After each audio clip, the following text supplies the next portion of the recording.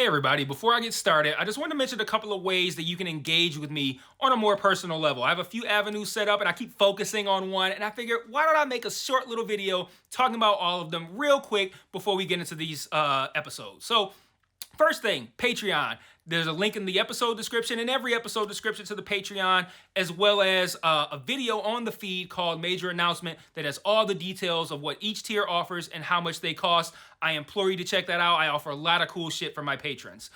Second thing, the Discord channel. There's also a Discord link in the episode description and in every episode description. I have multiple channels set up there for each show that I'm covering, and it's a great way to just engage with me. I have a channel set up for MMA talk as well. I'm a big MMA fan, so if you're an MMA fan, you can check that out as well. There's a link to the Discord in the episode description. And then lastly, the Facebook and Twitter. Social media. Follow me on there. I post news on there. When I say news, I mean like, hey, I'm stopping covering this show. Hey, I'm starting covering this show. Let me know what you think about this. I do live watches of things on Facebook where like I'll check in and say I'm watching so-and-so show, and then I'll like live comment while I'm watching it, and that'll be cool if maybe you watch that show too and you want to watch along with me, or you're watching it later and you will see my thoughts, which are usually pretty entertaining because I'm usually pretty high when I'm writing them. So check out all those links in each episode description, and let's talk about this episode. Peace. One mic, one mic. Yeah. All I need is one mic. One mic. Yeah. All I need is one mic. One mic. One mic. Hey everybody, welcome back to One Mic, and today I'm here to talk about Season 2, Episode 2 of Showtime's Yellowjackets, entitled Edible Complex. Before I get started, I of course want to apologize for getting this video out late. For those of you who may not be on the Facebook page or be on Facebook altogether, I put a post on the YouTube page. I don't know how you find like text posts. Maybe there's like a tab that says post or something if you go on the YouTube page. But I put a post on the YouTube page just detailing not just what I was dealing with the last week briefly, but also the plan for this upcoming week. So if you're pissed off at me for taking so long getting this video out, sorry, but I got an explanation up. And I got a layout of what's going to happen for the rest of the week. So that's that. I also want to say, when I get to the thoughts portion of the video, I do want to address some of the controversy surrounding my comments on the New Girls from last week. That commentary doesn't fit in at this point right here, but that means you're going to have to stick with me to the end of the video, unfortunately, to hear what I have to say about that. Hopefully I won't forget, because I don't think I put it in my notes. Actually, let me, I'm going to copy and paste it so I don't even have to start typing and move my hands. I'm going to copy and paste it so that way I don't forget. Because I definitely would forget. If I didn't put it there, I would definitely forget to talk about it. All right, so, let's see, where am I moving on? All right, so, talking about the episode. First of all, I love this title. It's a play on the term Oedipal complex, Oedipal with a P, which is one of Sigmund Freud's most famous psychoanalytical theories. It basically says that young boys don't like their dads because their dads get to fuck their moms and the kids don't. And that's a bit of an oversimplification, but that's basically what it is. Fortunately, we don't see any of that kind of behavior in this episode, and we don't even really have like young boys on this episode, on this show, right? Like we got Travis and Sammy, and like Travis, his dad's too dead for him to be jealous of him fucking his mom, and Sammy's got two moms, so nothing to worry about. No Oedipus stuff going on there. But yeah, no Oedipus in the episode, just a play, I think, of the similar sounds between edible and Oedipal that speak to the closing scene, in which we learn that the girls find Jackie to not only be edible, but quite delicious apparently, as we see them ravaging Jackie's corpse, which we can assume was probably cooked to an improper internal temperature since, they were trying to cremate her in the first place. But I thought that was an absolutely sick, chilling scene. There was a lot of talk about Shawna popping that ear in her mouth at the end of last week's episode, like popcorn, but this was way better to me and way more chilling. I don't want to say way better, because that makes it sound like I didn't think that scene was good, but I just thought this one was like way more chilling. Especially how they contrasted it with the girls kind of like imagining themselves sitting down to a fine dining meal, and it's really them just ravaging their friend's corpse. That was crazy. I fucking love that scene, man. I thought that was really good. I thought them reluctantly gathering to eat her was pretty good. I thought them going like full savage was fucking awesome. But then the coach being terrified like that and slamming the door like holy shit, that to me that was the cherry on top. Like that was a great fucking scene, man. I really enjoyed this episode too. Like lots of great stuff to talk here. So let's just get into it with the opening scene because I have a lot of thoughts. So the episode opens with another Jackie and Shawna scene. This is another particularly chilling scene because when you keep in mind that Jackie's actually dead and this is all happening in Shawna's head, having Jackie ask her to braid her hair and put on her makeup is so crazy and scary. You can't help but like envision what that must look like, right? Like, I don't know about you guys, but when Jackie was saying that stuff, I kept envisioning what it would look like if one of the other girls walked in. Like, can you imagine, like, Taissa, you're walking in to check on Shawna to see if she needs anything, and she's sitting there putting eyeliner on a 2-month-old corpse? Like, that, like, just imagining that, even though I'm, like, watching the Jackie character and the Shawna character have a conversation, it's like knowing the reality made the conversation I'm seeing that much more chilling. And again, I love that. I loved how they did that. I love the fucking the eating her body scene at the end. Like I thought it was all really, really good stuff, man. I thought they crushed that shit. Oh yeah, so one of the things that disappointed me in that scene though, I'm like, oh my god, they're gonna end the scene with basically exactly what I said. Like, maybe not Taissa specifically, but somebody walking in and seeing that. And I'm like, that's gonna be such a sick moment. Like, somebody's gonna, like, we're watching them have a conversation. It looks like a normal scene, even though we know it's not. And then, like, say Van walks in, and we see, like, Shawna talking happily and putting eyeliner on the corpse. I'm like, oh, it's gonna be so cool. And they didn't fucking show it. Like, I wanted to see the body, and they didn't. And I thought that's gonna be so cool. Like, that's gonna like such a great opening, such a sick way to start the episode. They didn't even show me the body, so I was really disappointed. And I was very much prepared to come here and complain. But then they did show me the bodies in the middle of the episode, so I kind of let it go. But as you guys know, I always like to ask why would a show do something a certain way? Every scene should matter in some way, as well as where those scenes are positioned relative to one another. So why not show us the body at the beginning? Why not play that scene out, have someone pop up, just like I said, come into that shed, see that scene, scream, we see the body, hit the music, fucking sick. Why wouldn't you do that, right? And I couldn't figure it out.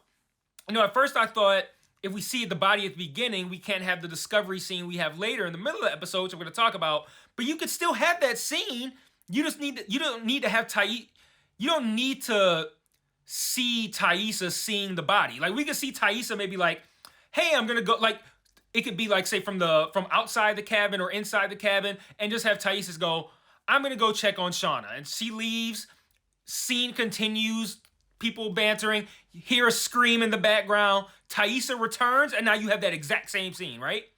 You could do that. So, I don't know. I couldn't figure out why they didn't show the body at the beginning. And I can't even say this is me nitpicking because I'm not even criticizing it. It's just I feel like, oh, that would have been way cooler. Like, you could have really, really, really did it. But like I said, I thought both of those scenes were great. So I don't really have any complaints. I just feel like, I wish it's just going to be a little bit better. But that's just me. I also kind of lament not getting to see more of these scenes, these scenes between Shawna and Jackie. I don't know. I just like that conceptually. The idea of her having this conversation with the corpse and being a way to keep the Jackie character on the show a little long. I thought they were going to do it for more than 2 episodes. But, like, it didn't need to be the whole season. But I could have used maybe, like, another 1 or 2 of that before they finished off the Jackie character for sure. But, whatever. It's not a big deal. I'm all right with it. And I also trust, too, that if they're willing to, like, throw out the Jackie character and be done with that angle 2 episodes into what I'm assuming is a 10-episode season, they probably got a lot in store for the remaining 8. So I'm not too upset about it. Also of note, we see our favorite necklace, the one that we saw on the body in the opening scene in season 1. We see that return to Shawna's neck in this episode. So it's gonna be interesting to watch that necklace's movement since we know it ain't gonna end up on Shawna ultimately. So the next thing I want to talk about is how the show is set up these warring factions. All right, we know this is going to get to a point where one side's coming after another. They can be button heads. They can be split on these two different sides. We know that's coming, but we're just now starting to see how they're going to get us there. And well, we're not just now starting to see it, but they're leaning into a lot more of what it is, which it being, well, it is Lottie. Lottie is the it. But it's not a simple Lottie is going to be in charge of Group A and say Taissa is going to be in charge of Group B, and then that's just how it's going to be. It's an idealistic separation too, which I really like that as an approach to take as to how they're going to end up getting divided. You know, I think it'll go nicely too with how America is right now. It's divided ideologically. You know, you're going to have your reality-based group of people who are going to use their brains to figure out what makes sense. And you can have Lottie's group with their fucking witchcraft weirdo drinks with dirt and blood in them and shit like that. You can have that group too. And, you know, they dipped their toe in this division last season. You know, we saw it between Van and Taissa. But already this season, it's like they've already put their whole leg in there. And it's not just Van and Taissa. It's getting pretty heavy with Travis and Natalie as well. The separation in ideologies. And then in this episode with Van and Taissa, Van suggests that one of Lottie's witches brews can help with her sleepwalking, with Taissa's sleepwalking. And Taissa's all, bitch, I live in reality. I ain't even doing that shit. But let's talk about the sleepwalking that we see in this episode. So, young Taissa, she's off in the woods in the middle of the night. And we learned that after Van saves her, we learned that her, like, when I saw her, I was like, how did she free herself, right? But we learned that her binds were actually cut. And from Night Taissa's perspective, I'm going to just call her Night Taissa, we see that she's following someone. This someone looks like a skinny emo Vincent Vega from Pulp Fiction. And now we have a new mystery. Who is that person she's following? Why is that person having her follow him? And then we also see the symbol carved near the spot where Van knocks down Taissa after stopping her from walking off this cliff. And it makes me wonder if the symbol and these visions are trying to lead them somewhere or show them something. Like, remember how the symbol was on a tree near Travis's dad's body in season 1? What if there's something near that cliff? Not over the side of it. Like emo Vincent Vega might not have been like trying to lead her to her death. Maybe emo Vincent Vega was trying to lead her to where the symbol was, and maybe there's something near where the symbol was at that emo Vincent Vega wanted her to find, like maybe a clue about Javi or something like that. So, you know, I'm intrigued by the new mystery, especially since we're closing out a lot of the older ones. And I'm liking now seeing the symbol a little bit more and being able to tie it to major events. Adult Taissa is having her own hallucination issues as well, as we see her consuming everything short of cocaine in order to stay awake. And in what was probably the most predictable moment of the entire series, we see that she hallucinated Sammy coming to visit her. And this would have been a compelling sequence of scenes if it wasn't immediately obvious to me that Sammy wasn't actually going to be there. You know, Taissa already has issues, right? Walking around in the middle of the night, doing all kinds of shit while she's asleep. Now she's a sleep-deprived person with issues. And you want me to look at her as a reliable narrator? Like, oh yeah, there's Sammy. He's actually there. Like, especially when she's already been shown to be an unreliable narrator. It didn't work for me. Like, I'm going to read you. I put it in these notes right here. While I was watching the episode, which is what I do all the time when I'm watching shows that I'm going to review for the channel, I'm taking basic notes that they're just what's happening. Like, I'm not breaking down shit. I'm not, all the things that I do for you guys, I'm not doing that in my notes. I'm just, you know, two sentences about what happened in the scene, something like that. This is what I wrote in the scene where when Taissa walks into her foyer and sees Sammy standing in the doorway. I wrote, Sammy pops up at Taissa's house, but I'm sure she's imagining him because because she ain't been sleeping. Like, obvious, right? Like, as soon as I visually saw him, I said, there's no way I said, she's imagining him because there ain't no way he's there because she's been sleeping. Like, she ain't been sleeping. Like, it's so obvious, right? And then they do this weird thing with this fridge shot, right? So, Sammy's sitting on the couch. Thaisa's in the kitchen. For no reason, Thaisa goes and moves to where she's essentially filling up the frame, and she opens the refrigerator door, which now completes the filling of the frame to where now the door is blocking Sammy. Typical cliche move would be to her to close that door on the phone with Simone. Yeah, Sammy's here. I don't know what he's doing here, but he just showed up, blah, blah, blah. She closed the door. She's still talking, yada, yada. In the background, we see Sammy ain't there no more. Typical move, right? But then we learn later that when we actually learn that Sammy's not there, it's like the fridge scene now seems like a fake out, which, I mean, I guess I'm not mad about it, but I feel like if it's a fake out and then Sammy is actually there, then I'm gonna be like, you got me. But literally, he actually wasn't there, so it's like you just faked me out just to do it again later. Like, I don't know. I didn't like that. Like I said, super predictable. Then they made it look worse with the fridge thing, because I'm like, she didn't even say like, do you want something from the fridge? Like, she just randomly opened the fridge while she was talking. She didn't even take anything out. Like, did you guys notice? She didn't even take anything out. She opened the fridge, was talking, and then just closed it. Like, she didn't do anything. And I'm like, so they just had her walk to the fridge and open the door to block Sammy. And then they do it, they kind of like bookend that scene later by doing it again, but then having Sammy not be there. And I'm like, y'all really thought this was it, right? Y'all thought you fucking had it with this. Like, that was a very, very poorly executed reveal. Very poorly executed. Like I said, again, it's right in my notes. I'm sure she's imagined him being there because she ain't been sleeping.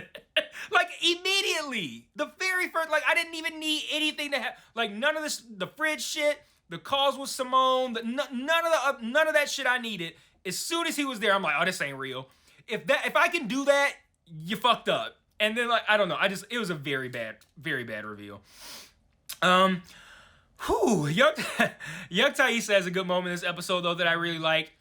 And it's not necessarily good for the character or the show or anything. It's just good for my own personal pet peeves. I'm like touching my chest like I'm Lottie and Travis here. I ain't having a panic attack though. I don't like when I'm watching a show or movie and one character is dealing with some sort of tragedy and the other character goes, I know how you feel.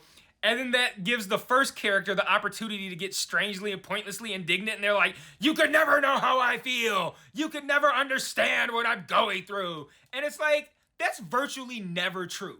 Like, every time that happens in a show or movie, it's almost always surrounding death, which is a universally shared experience. So unless you're talking to a 3-year-old, they're probably like the person you're talking to probably is going to understand at least what you're dealing with. They don't know what it's like for you specifically to lose your mother, but they know what it's like to lose someone of value to them. They might even know what it's like to lose their own mother. Like, it comes off very, don't you for 1 minute try to take any of the focus away from me. You can never understand my pain. Me. And it's like, it's so self-focused that they were like, hey, here's logic and sense. Fuck that. Don't need it. And now I'm just going to scream at you and just not make any sense.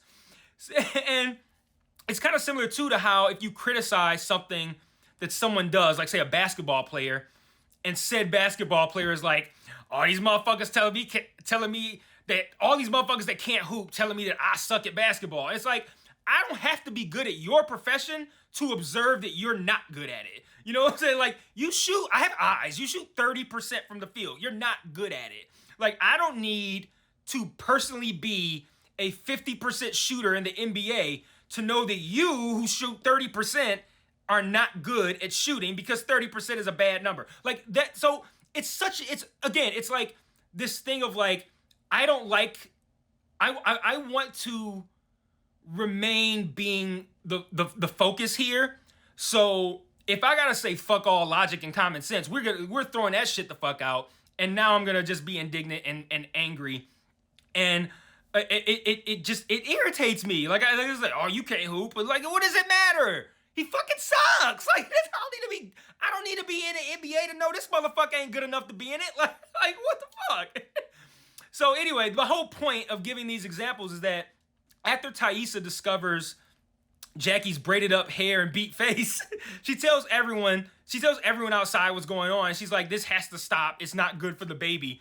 And Shawna, clearly ashamed and embarrassed at the time, notices the opportunity to get strangely and pointlessly indignant and starts screaming, how can any of you know it's good for the baby? And then both me and Thais at the same time are like, I ain't gotta have a baby to know it ain't good for their mom to put makeup on corpses. Like I don't like this, dog. Like, I don't like unimaginative, uncreative, generic fucking lines that people write into every fucking show in the same fucking situation. Like the "you don't know how I feel," like you can never understand how I feel, or in this case, how would any of you know what the baby needs? Like, I feel like you're a hack if you put that shit in it, and it's mean to say about someone who's clearly vastly superior in this field than I am. But it's like, you don't watch all the shit that I watch too. You haven't seen people employ this same tactic and this same line 8 million other times. You didn't think it was stupid the other 800 fucking times you saw it? Because it is dumb. And now you just did it for the dumb fucking 800 the first time. So it's like, I don't know. I didn't like that, but I did appreciate the show for being the first one I think I've seen to have a character give the appropriate response to that cliche garbage. So thank you, Thaisa, for giving the appropriate response. But now hopefully this can become a show that doesn't write that kind of shit in the first place. Because that really, it irritates the fuck out of me when people write these cliche fucking phrases that don't even make sense into movies and television shows over and over and over and over. And it was stupid the first fucking time, and it's stupid the 800 the first time, and I don't know why they keep fucking doing it, man. Anyway, I want to talk about Callie next. Kevin pops up to ask Shawna about Adam, and he says he has a record of text, and Shawna's like, well, Adam was being an asshole about the car insurance shit, so that's why we were texting. And I'm just like, I think you'd be way smarter than that, Shawna. Like, you gotta cop to fucking him at that point. You gotta admit it. Like, you think Kevin only has a record of you texting him and not the actual text? Like, what the fuck? He walked in there already having seen you text Adam, like, when you gonna drop some of that dick off for mommy, and now you lie about it, so now you look guilty for the murder too. Like, if I'm not gonna say if I don't even like saying if I killed someone, but like if this were me in this scenario and I were Shawna in this situation, I was Shawna, and the cops come in and they're like, well, we have a record of text. I'm like, fuck. Well, I was fucking, yeah, we had an affair, but like, I ain't kill her. You know, something like that. And not even I ain't kill her, but like, cause then that, he never said Adam was dead. But like, you know, if you come in and you're like, and Kevin's like, hey, do you know this guy? And you're like, no. Well, we have a record of text to show you do. I'm like, all right. So, yeah, I had an affair with him, but like, I don't want to say that because I want my husband. Like, you got to cop to that portion of it. Lying after he told you he has text records was the dumbest thing any character on this show has ever done. Even right after I just talked about how stupid that line was that Shawna gave, that was just one line. Her lying about the text after he said he has a record of text was the dumbest thing any character has done on this show, this season or last season.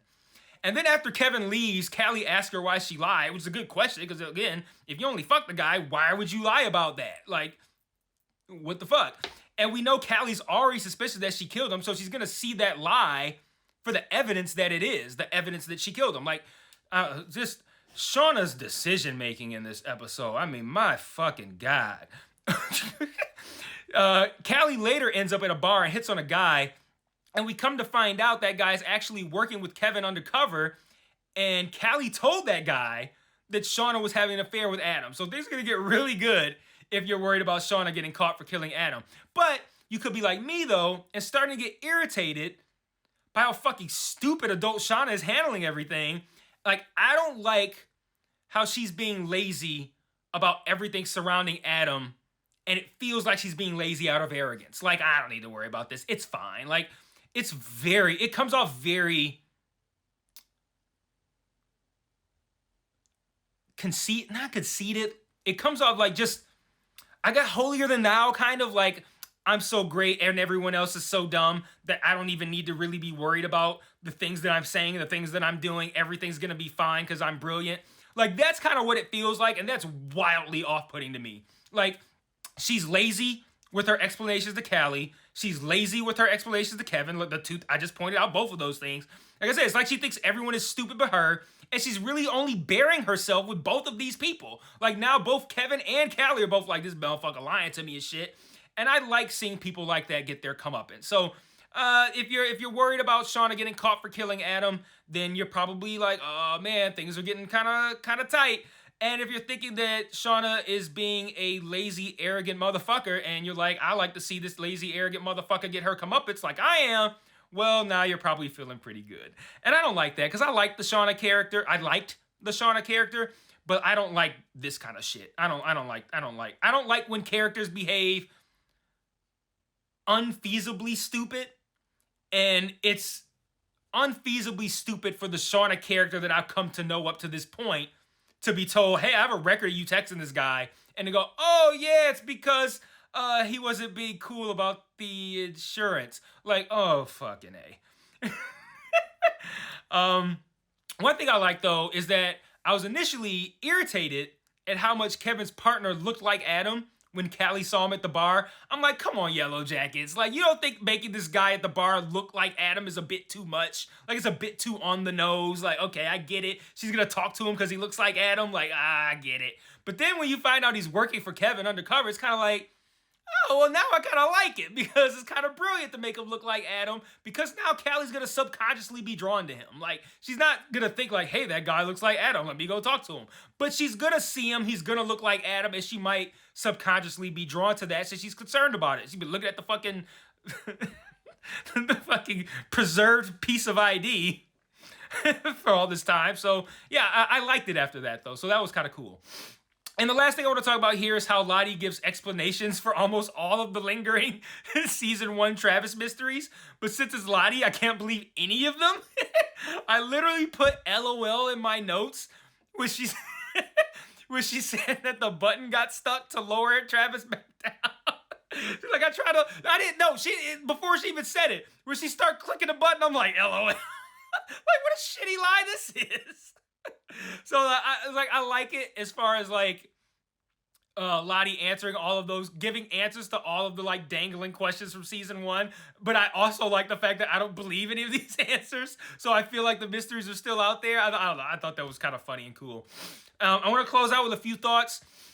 I liked how when they were preparing to lightly cremate Jackie's body, Lottie noticed like this piece of flesh missing from Jackie's forearm, and then she gives Shawna this look that's kind of like, I know you be eating her and shit, but I ain't gonna tell nobody. Like, I thought that was so funny. That's when she looked at her, and Shawna's like looking bashful, like, don't tell anybody. Like, you got flesh in your teeth, but I'm not gonna tell nobody though.